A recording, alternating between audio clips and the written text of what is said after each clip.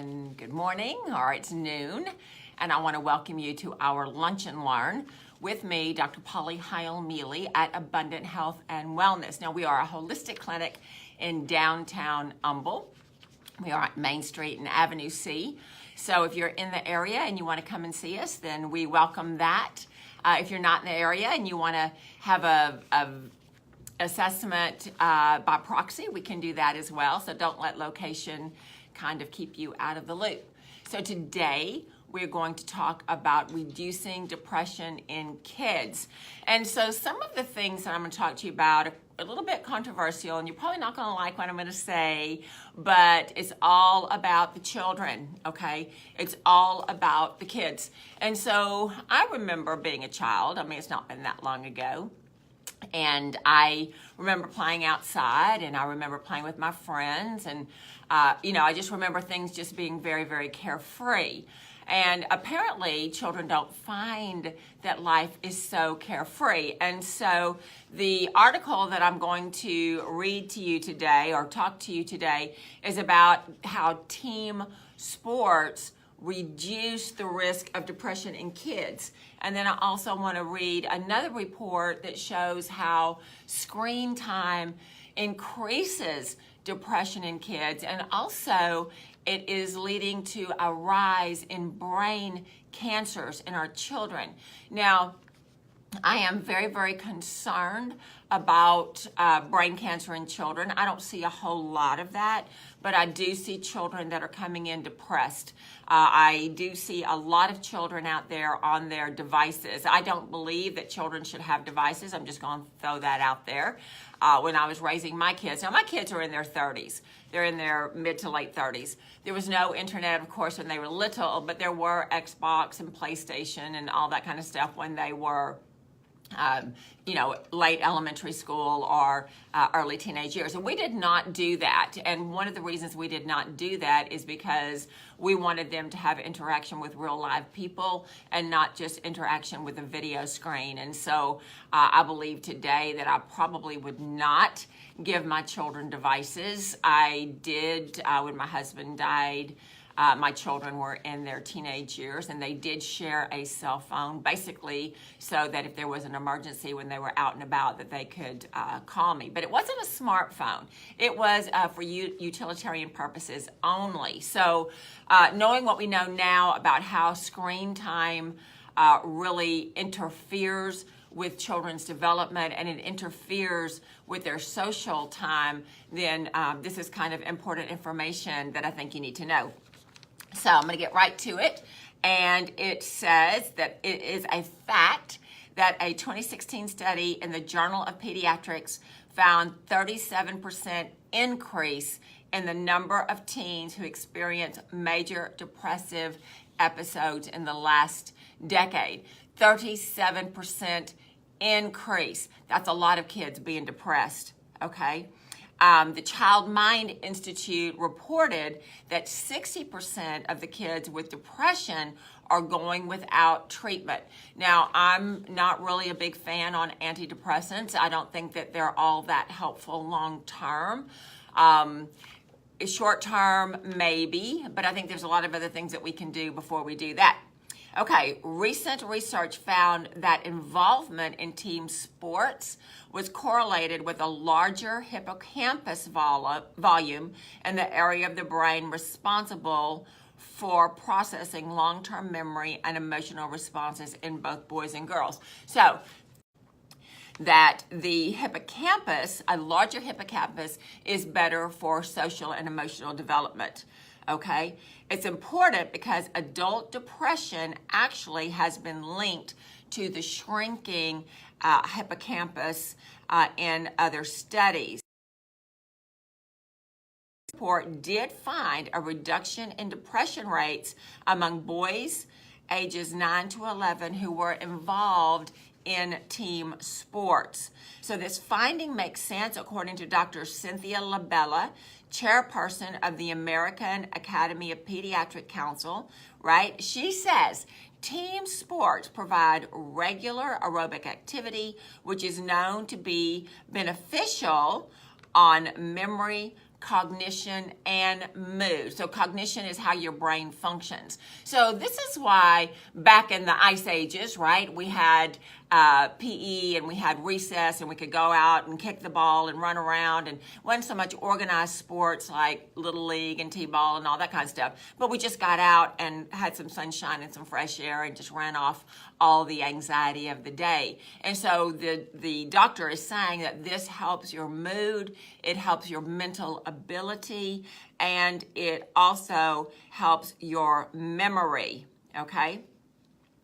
The same involvement also provides kids with a social network of peers while also instilling in them a sense of purpose, belonging, and achievement. So team sports is really, really important. Now, why do we juxtapose that against screen time? Why do we juxtapose this against social networks and that kind of thing? Well, because when your child is on his screen, your child is not interacting out there, he's interacting in here. And so we have found that children that come into the clinic with their own devices and they use a lot of time on their devices, they're very moody, they're very angry, they don't have very good social skills. So this is something that team sports, you have to pay attention to body cues, you have to pay attention to verbal commands, and there is peer pressure to do your best so that the whole team wins. So it's very, very good in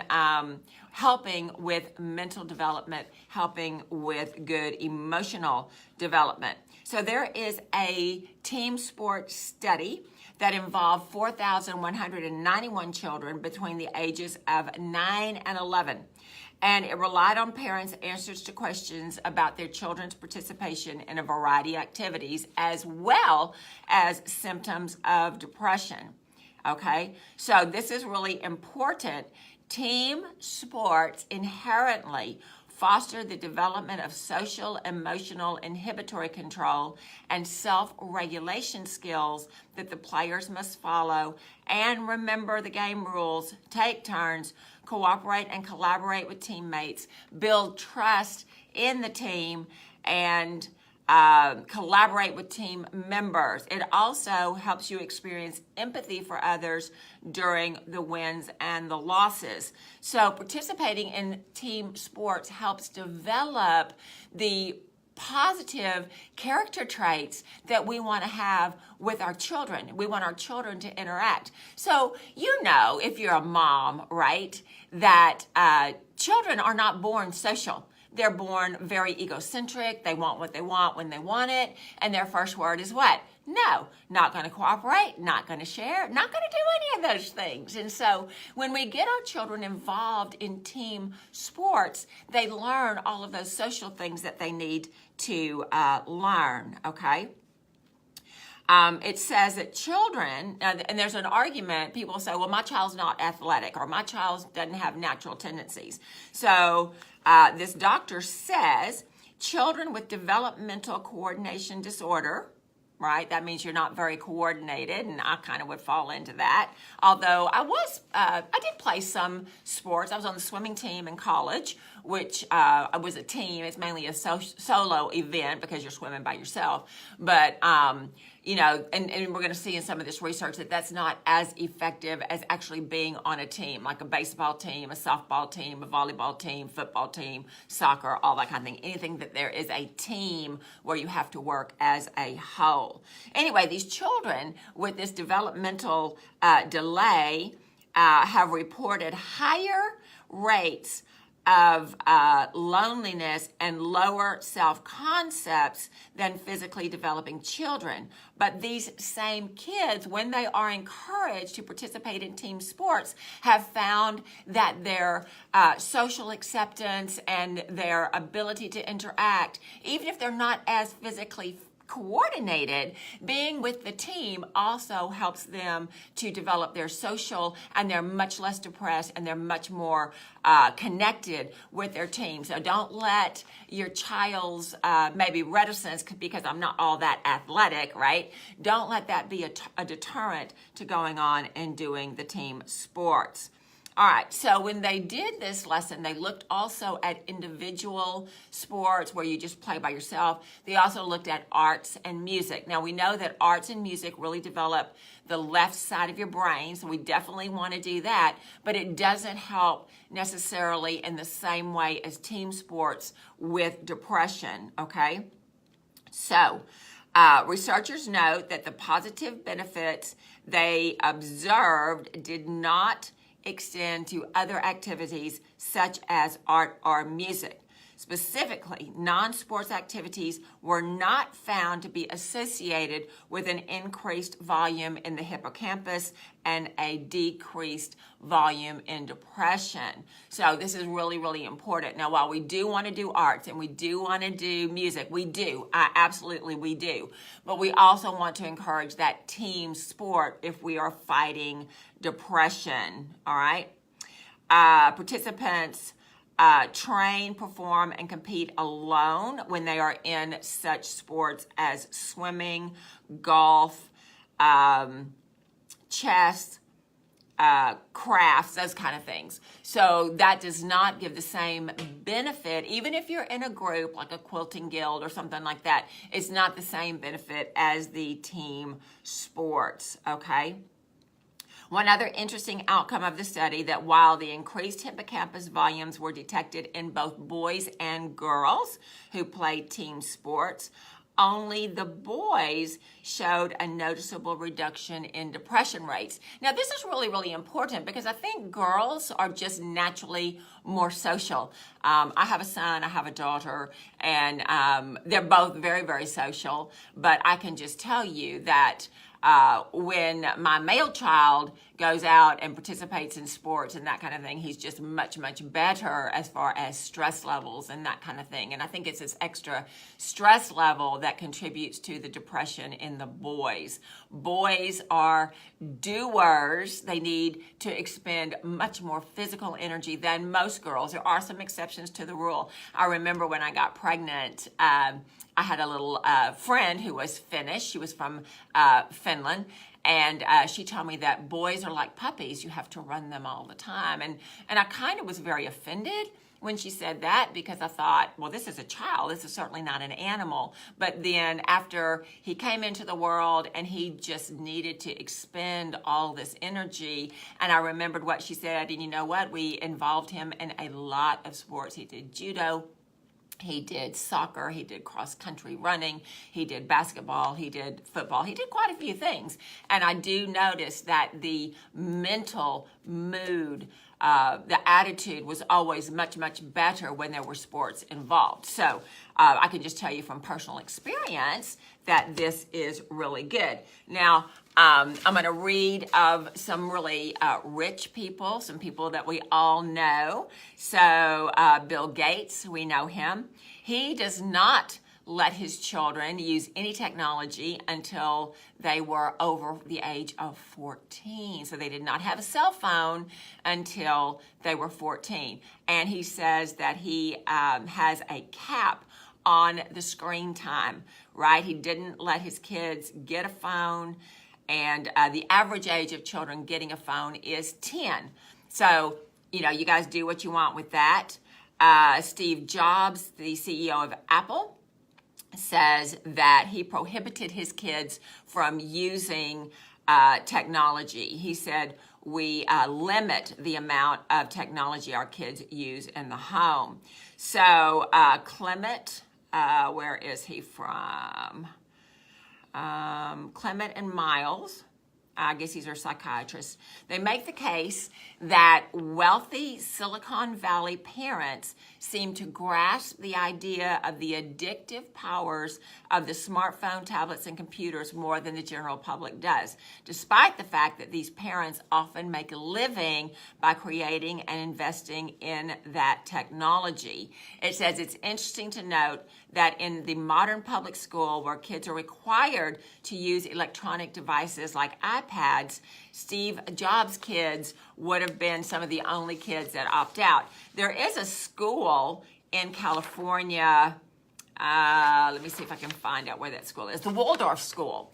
Okay, now that just is a name that just sounds like rich, doesn't it? So there's the Waldorf School who, they don't have any electronics in their school. They use chalkboards, number 2 pencils, and the kids are taught the soft skills of cooperation and respect. Now, this is a private school, so you have to pay a lot of money to go to this school. And they know that screen time has a negative effect on the children. So this is something that we want to look at. So let me just look here.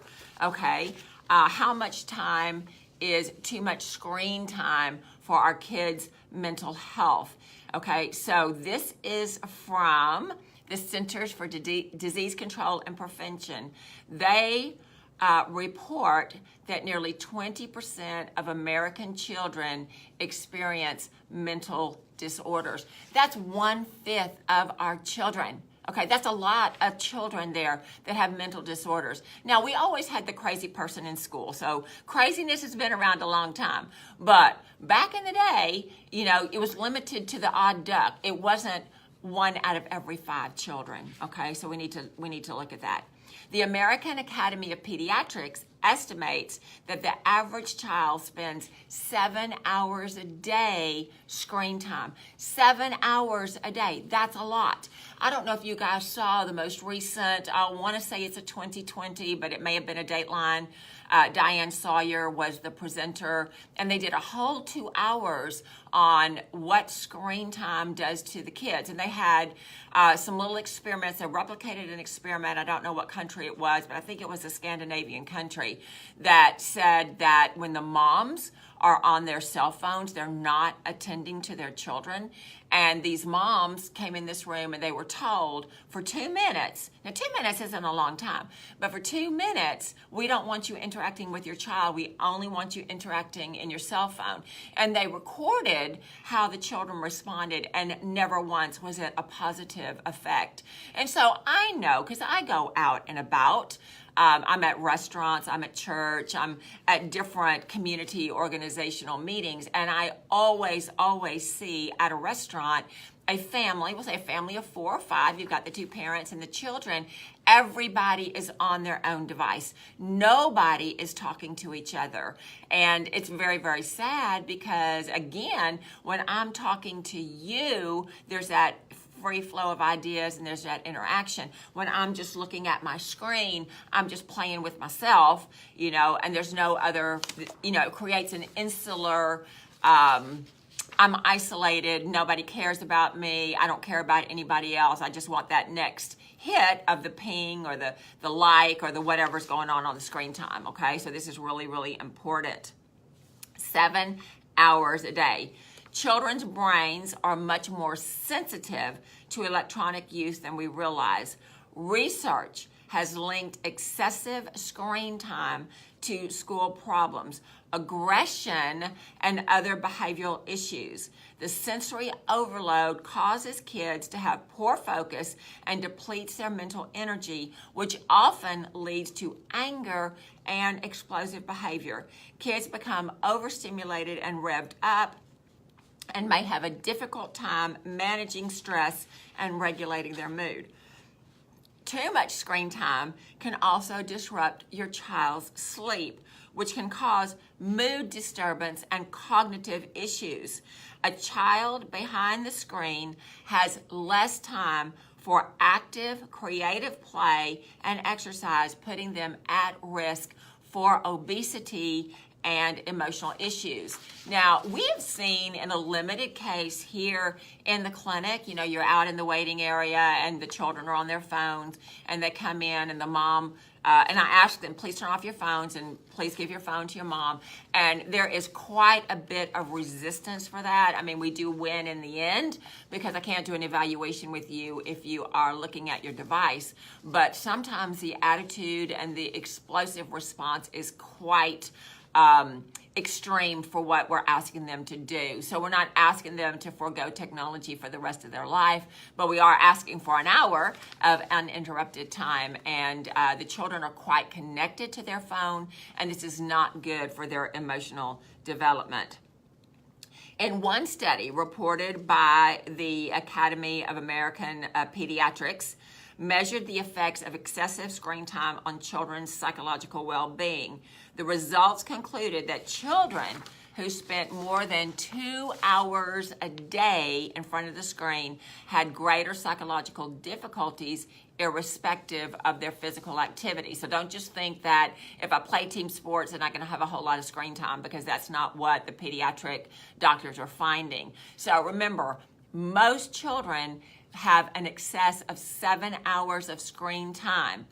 This study showed that if you had more than 2 hours of screen time, you're going to have behavioral issues. Now, I'm old school. I don't think children should be behavioral problems. I just don't. I think that children should be able to go everywhere you go. I think that they should be behaved appropriately. They should not have behavioral issues.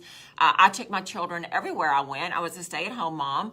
When I taught Bible studies, I took them with me. When we went to church, we took them with us. When we traveled, we took them with us.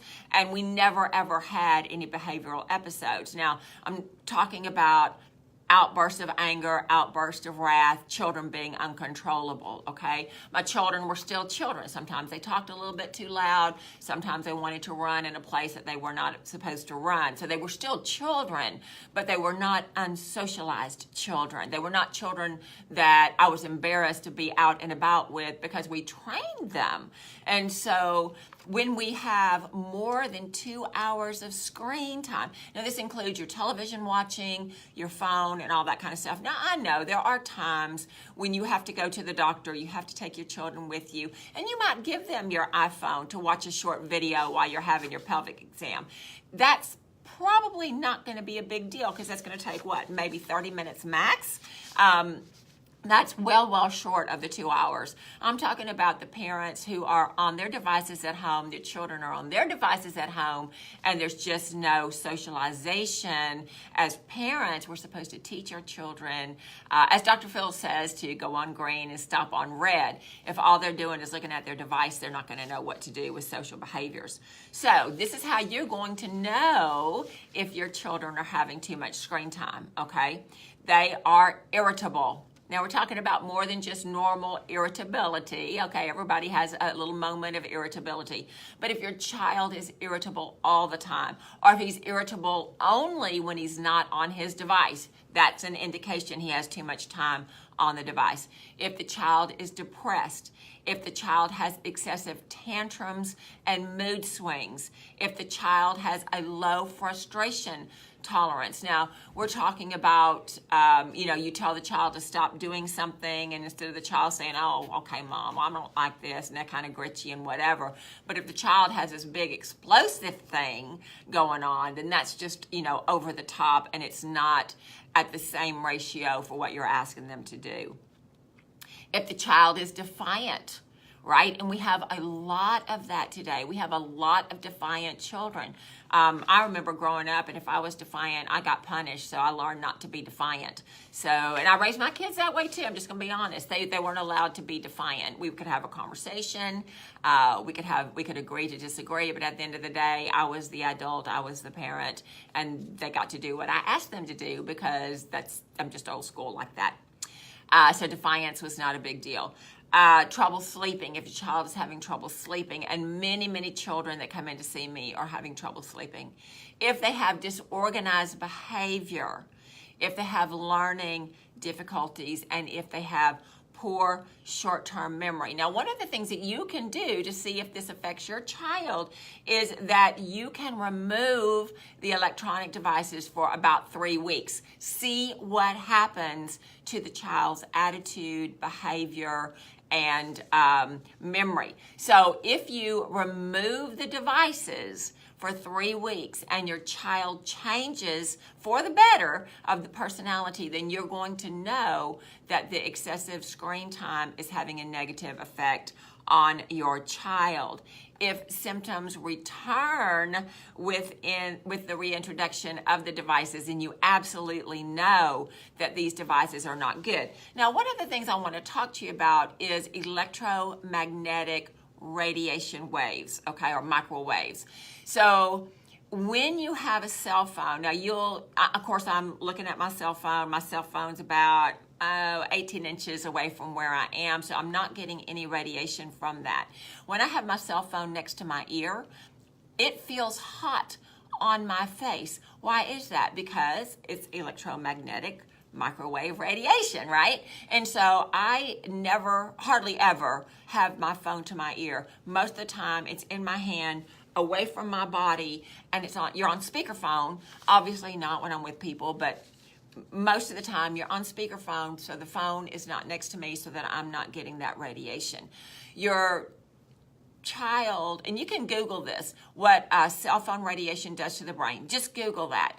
An adult brain has a really, really strong skull that is more dense to the radiation waves. A child's skull is much softer and much more permeable. And what we're finding is that with these children on their devices, we're finding that brain cancer is increasing by 1% per year. And they studied this for 20 years. So that means brain cancer has not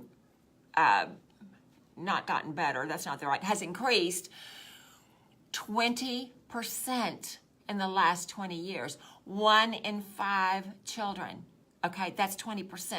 We don't want to expose our children to brain cancer, glioblastomas. I don't know if you've heard of that term, but that's the kind of cancer that's really, really on the rise with our children. 1% per year for the last 20 years. That's 20% increase in the last 20 years. And so it's only going to get worse because more and more things are smart. We've got our appliances that are smart. We've got our beds that are smart. We've got our smartphones. We've got all this technology, and I love technology, but we want to make sure that we're not hampering our children's development by using technology as a babysitter, or all of us just being isolated so that we're all on our devices when our children come. I'll just tell you, when my children come to visit me and my grandchildren come to visit me, I do not have my electronics out. Now, I may have been playing a game, I put it away when the boys come, and they'll ask me sometimes if they can, play. I do Doodle Buddy. I don't know if you have Doodle Buddy on your iPad, we may for 15 or 20 minutes do Doodle Buddy, and I'm there with them, and we're playing together and that kind of thing. But most of the time, they're out playing with the Lego, or we're drawing, or we're doing something else. We take them to the park. We do a lot of different things besides have screen time. I don't want to be on my phone when my son or my daughter is there. I want to be interacting with them because why? They don't live with me anymore, and I cherish the time that I get them. And so, yes, a smart bed, like the Sleep Number bed. It's got a computer in it. It's supposed to tell you how well your sleep is, but I just tell you it doesn't always get it right. We've got one of those because we have different requirements, but it is more electromagnetic radiation, and so we're just bombarded. So if that's something that you guys are concerned about, I wear a black onyx diode that absorbs and repels electromagnetic frequency. So I put like a little force field around my body. We're in the clinic, at home. We've got Wi-Fi because, CenturyLink or HLMP or whoever it is decided that we needed to do that. We all have smart meters and that kind of thing. So we are being bombarded with electromagnetic frequencies. We have our office in downtown Humble. There's all kinds of transformers and generators right at the power pole right over where we are. And so I am absolutely bombarded every day with that. So I wear a device that repels the electromagnetic frequencies. Now, I am not allergic to it. There are people that are actually allergic to electromagnetic frequencies. It doesn't bother me. It doesn't bother me if I have my iPad or if I don't. I use my phone a lot for work because it keeps me organized with a calendar and all that kind of stuff. So I'm not trying to be hypocritical here. I do use devices, but I don't use them on my body, and I certainly don't do 7 hours a day. I mean, I may have an hour of uninterrupted time on my devices. So this is something that you need to think about. This is something that if you have children and your children are having behavioral issues, or just it might just be a wake-up call of, hey, at the dinner table, everybody's watching their phone or texting or whatever, and you're not interacting as a family. So we want to do that. I have this last little thing, and so I'm almost out of time, but it says, this is from the American Academy of Pediatrics, and it says that children, right, they receive the electromagnetic radiation, the microwave waves, they absorb them at twice the rate of adults because their brain is so porous. So this is not just a social media issue. This is actually a health issue. We don't want to see your babies with glioblastomas, and we don't want to see your children on Prozac and all that kind of thing because they're depressed. What we want to do is we want to have good, healthy children, and two things that you can do is to get them involved in a team sport and to limit the amount of time that they are on their devices. And families, I would just say you too, you need to limit your time on your devices when you're all together. Be together. Have that FaceTime, listen with your whole face. Don't just be on your screen and do the and the grunts, okay? So I know it's kind of a heavy subject, but children's mental health is really weighing on me today. And I have grandchildren. I want them to be healthy. I have families. I want them to be healthy. So these are some of the things that we can do to get rid of some of the electromagnetic stress that we have in our environment. So it is Mother's Day. Be good to your moms out there. Have a great weekend. Be good to yourself and do FaceTime, okay? Take care. Love you. Bye.